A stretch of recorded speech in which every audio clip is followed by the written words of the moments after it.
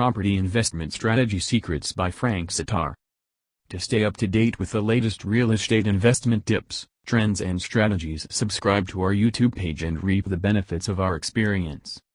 Which property investment strategy to use is one of the most important decisions an investor makes in his/her career or when approaching an individual deal.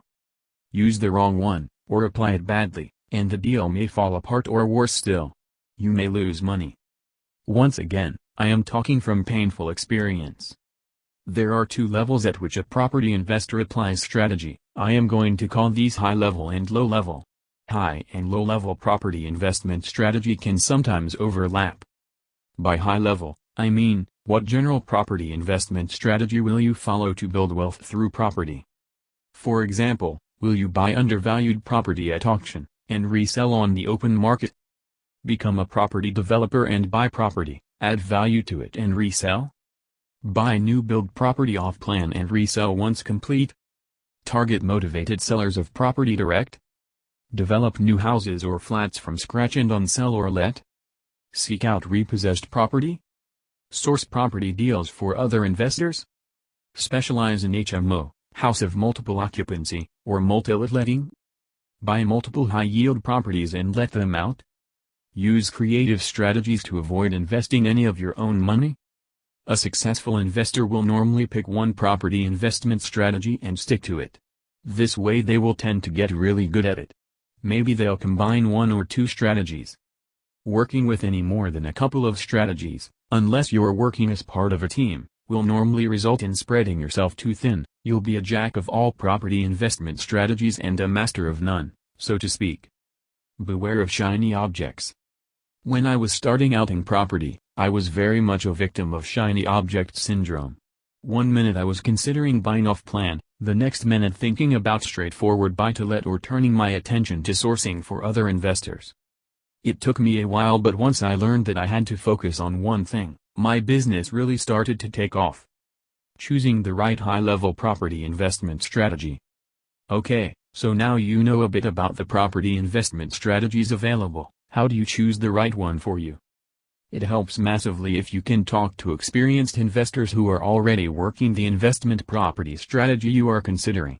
Networking events are a great place to do this. Here are some of the things you need to take into consideration when deciding. What type of person are you? Are you a people person? Do you like meeting people and talking to them on the phone? If so, then you may like sourcing properties from estate agents. If you are more introverted, then you may prefer to source leads and team up with someone who is more extrovert who would then negotiate the deals. What skills do you have already? It makes good sense to play to them and transfer them to your property activities. Do you have IT skills, for example? Would you be able to develop websites and online marketing campaigns to source motivated sellers? Could you provide this as a service to other investors? Do you have sales or negotiation skills? Could you use these to negotiate deals with motivated sellers or estate agents? How much time do you have on your hands? This is a big one. If you are running your property business alongside a day job, you'll probably not have time to project manage a large renovation project, for example.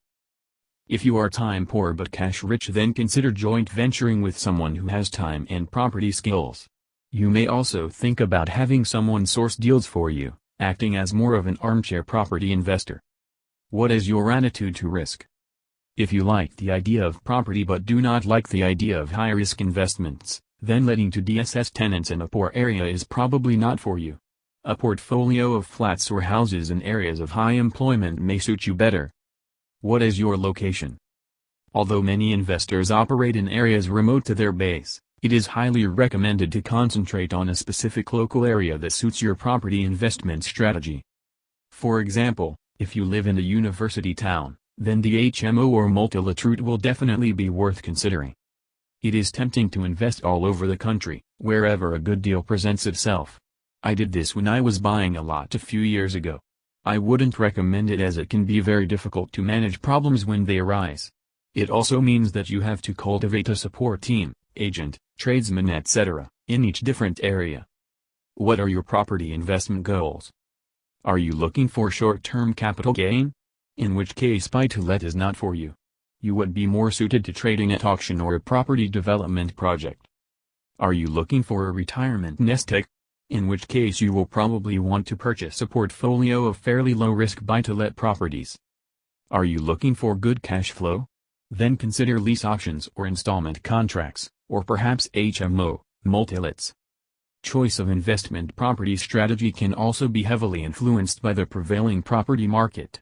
So, for example, you are probably not going to find that many great deals through estate agents in a hot, seller's market. In each of the strategy subsections below, we rate it for each of the above criteria to help you decide. What is low-level property investment strategy? By low-level strategy, I mean the investment property strategy or strategies that an investor will employ for a specific deal or transaction. Low-level strategies can be traditional like buy-to-let or more creative property investment strategies like lease options. This is best illustrated by an example. An investor's high-level property investment strategy is targeting motivated sellers. He finds a seller willing to sell for 25% below the market value. He decides to use a joint venture partner to buy the property, then markets the property for a tenant buyer who will buy the property on a lease option. Low-level strategies you can consider are, but not limited to: flip the property for profit, sell it on, buy or sell at auction, joint venture finance, lease options, installment contracts or delayed completions, hold and rent out, add value and refinance. Always decide the strategy you will use before committing to a deal. Choosing the most profitable low-level strategy. This is a skill that will come with experience, but we cover the circumstances in which each strategy can be used in each of the property investment strategy subsections, below. Time for a sharp exit. Your exit strategy is the method that you will use to get out of your investment, and more importantly, how will you make money from it. I can't stress the importance of exit strategy enough. Choosing the wrong one, or none at all, is one of the most common mistakes novice investors make.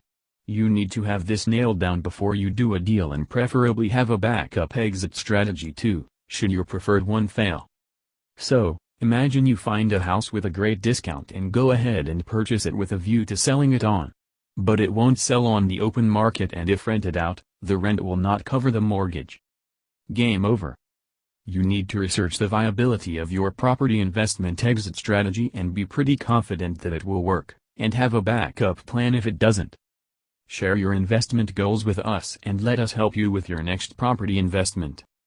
To stay up to date with the latest real estate investment tips and strategies, subscribe to our YouTube page.